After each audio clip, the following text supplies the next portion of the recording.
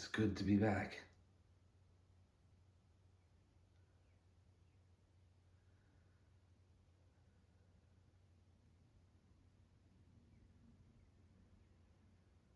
There's much we have to say or want to say, and we shall see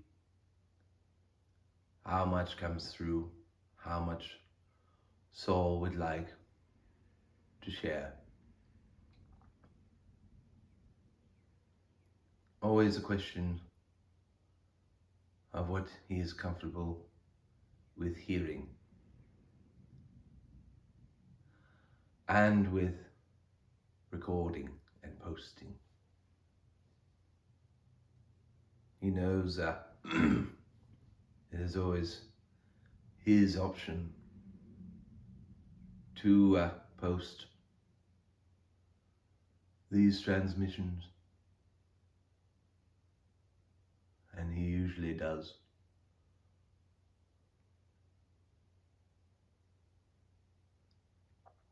There hasn't been one that he hasn't posted, except two audio only ones he thought were going to be of a personal nature, private nature, but which, if he went back and heard them, he would agree that they could have been recorded on video.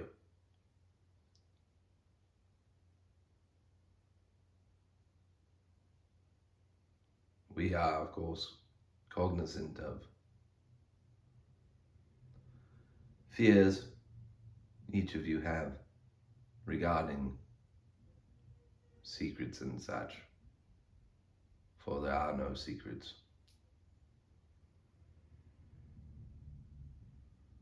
Those secrets that you each strive to contain, of course, can cause stress that is unnecessary. For telepathically, you are all linked. And in the same way, linked with us on this side. But you are a long way off from accepting that form of communication between yourselves and us. Therefore, you play your little games of trying to hold on to your secrets for varying reasons. And we understand that. There are many ways you communicate with each other, which you have to be reminded about. Body language being the majority, but also tone of voice, the overuse or underuse of words, talking too much, talking not as much as usual. Even your scent can be picked up by each other, by animals, etc. And these things you know or have heard, or maybe you have not, but then you are reminded and you go, oh yes, oops. And then when these things are picked up by another person or persons, they might tilt their head, raise their eyebrows, search you with their eyes. And then you have a choice to make. Share the secret, or backtrack, or even lie or deceive or change the subject. And then you can feel that change being received by the other person or persons. And you can also feel either a negative emotion or relief once the secret is out. Negative emotion when it is hidden most of the time. Sometimes a negative emotion when it is revealed and the person you are speaking to or in the presence of does not like the secret you have been keeping. Now, that is not to say that Saul has terrible secrets he is hiding.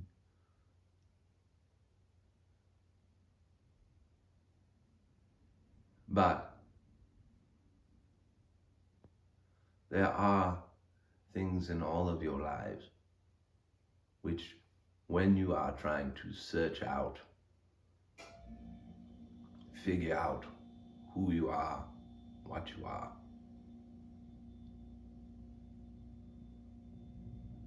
try this, try that, and you see the motion, try, come back, try, come back, coming back to whom you have been so far in each life, or try and stay, and then bring back that experience and now, or experiences, and say, I enjoy this activity, or doing this as a job, or doing this with another person or persons, a group, activities, political leanings, engaging in music, creative experience, a physical, sexual experience. And then you say, I am comfortable with this. I am trying that and not comfortable as much with that. Or I try this and that, but they are not, in your view, compatible.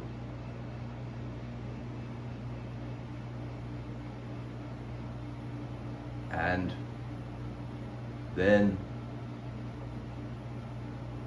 there is the idea of third parties or more parties then viewing you all the time, making judgments. Family, friends, co-workers, the general public. And you say, this is who I am, or this was who I was, but now I am this, or I am interested in that. I'm trying this. You can support this or not, or support that or not. But there's always this idea that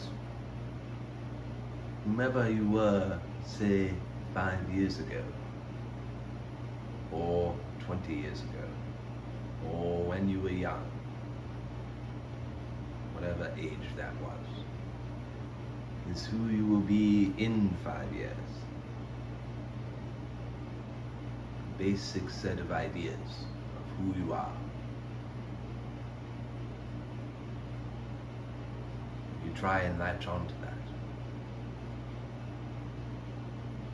Latching on to who you think you are and who others think you are can cause as much stress as trying new things because you think those won't fit other people's idea of who you are, that you must keep those things secret. Even if you don't try new things, but the idea or the yearning to try new things might set off an imbalance in your social connections.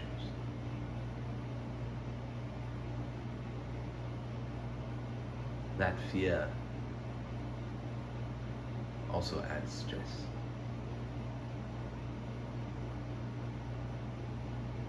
You are here or there to play, to try new things. You don't wear the same clothes, hopefully, that you had as a child when you are an adult.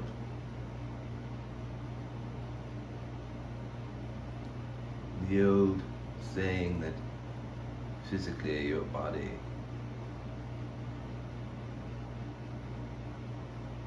skin has changed in 7 years.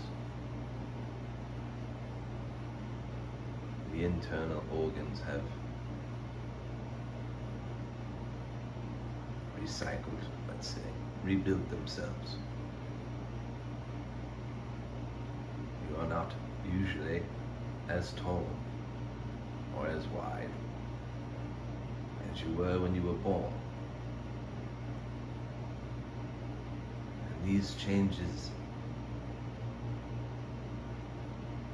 much like the idea that other people can read a change in you, as we mentioned earlier, these physical changes you know, or you've heard, or maybe you haven't.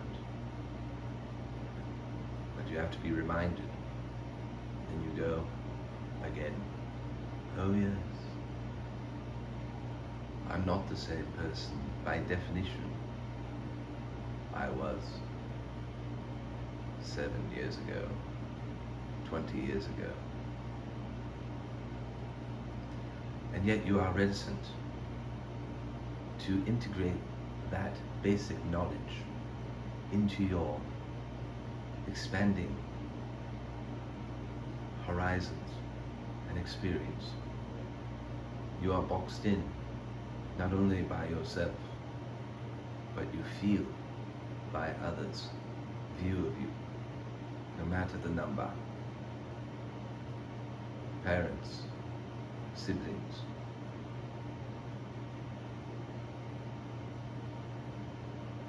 relationships, professional and personal.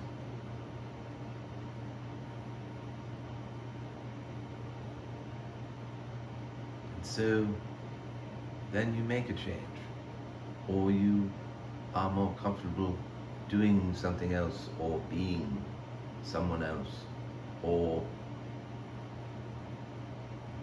hanging out with someone else, changing your job, changing the place you live, wanting to try something new. How much is it you holding you back? And how much is it allowing other people, other people's opinions to hold you back?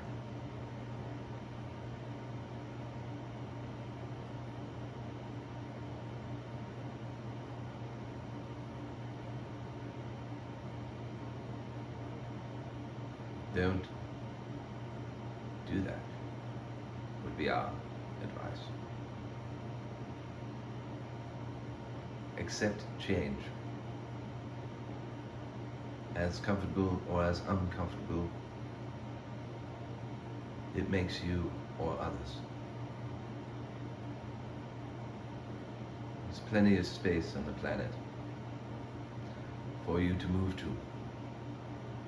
There are plenty of countries for you to live in and visit.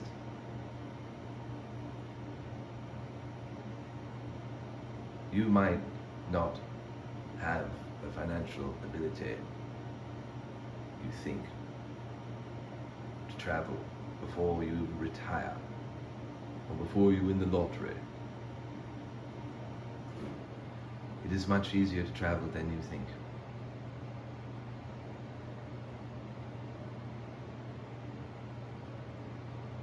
You don't necessarily have to move.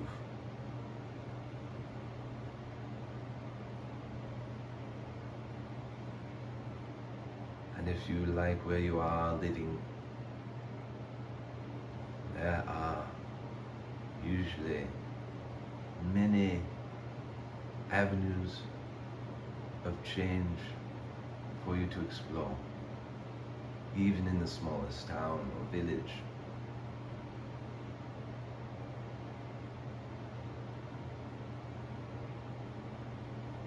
Instead of the local watering hole. When is the last time you went to the library?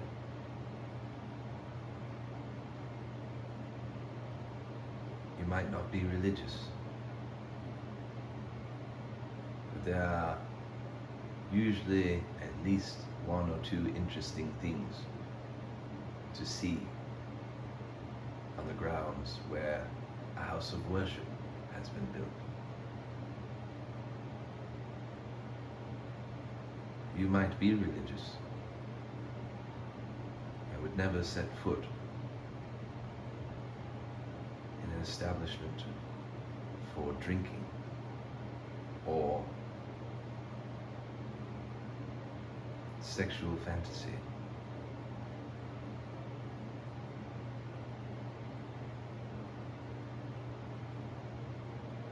You might not know the first thing about drug use and addiction.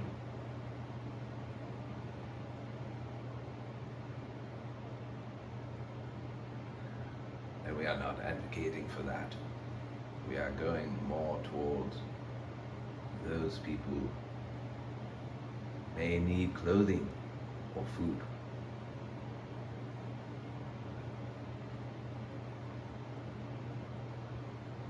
And you should go to those places if you feel the need to help.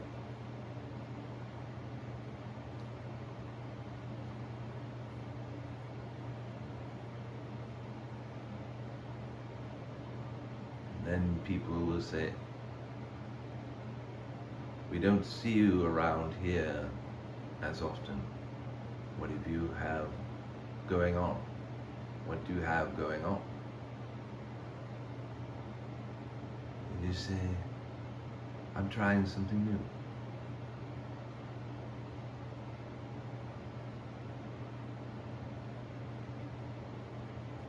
You don't even have to have the need or drive to help. It could be a cooking class, but the cooking class is at the local jail or prison.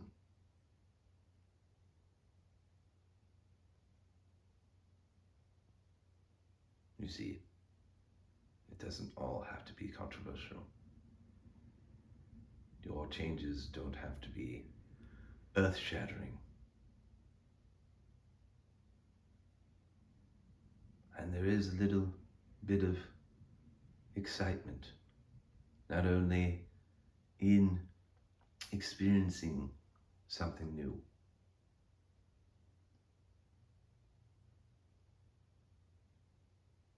but there is an idea of, if you are concerned with what other people may think,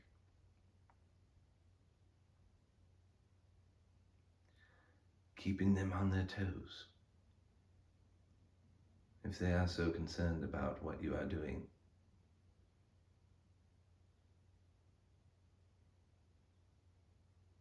they can curl up your lips into a smile to say, I am doing me. The phrase, you do you, that could be the best advice one could give instead of holding on to secret activities. We assure you, those who care about other people's secrets,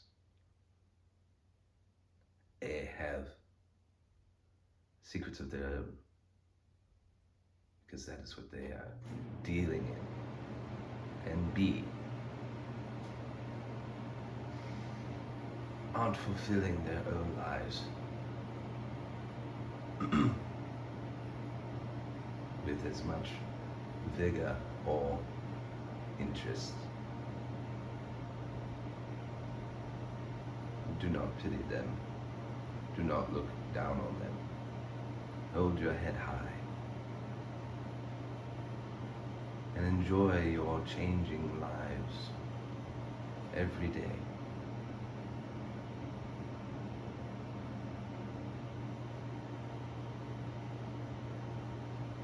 Now you see, Saul, that wasn't so bad.